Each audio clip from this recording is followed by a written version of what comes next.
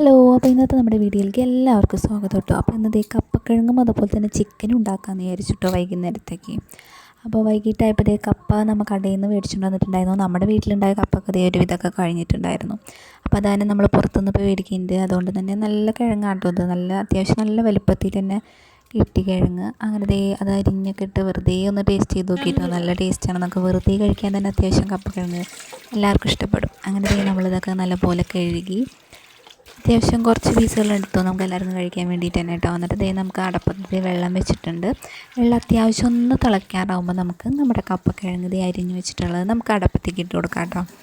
എന്നിട്ട് നല്ലപോലെ ഒന്ന് തിളച്ചതിന് ശേഷം കുറച്ച് നേരം ഒന്ന് സിമ്മിലിട്ട് കഴിഞ്ഞാൽ അത് അത്യാവശ്യം നല്ല രീതിയിൽ തന്നെ വെന്ത് കിട്ടും.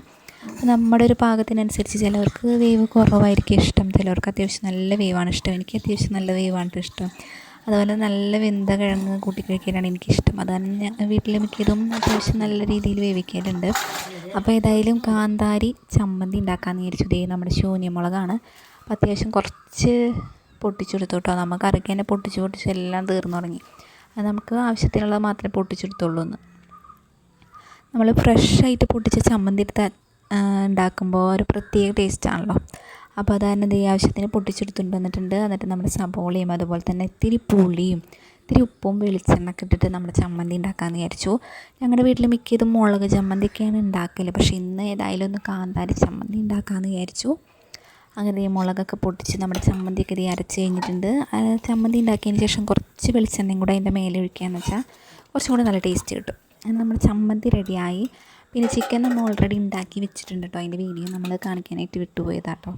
വീഡിയോ ഫുള്ളായിട്ട് സേവ് ആയിട്ടില്ല, അത് കാരണമാണ് നമുക്കത് കറി ഉണ്ടാക്കുന്നത് കിട്ടാഞ്ഞത്.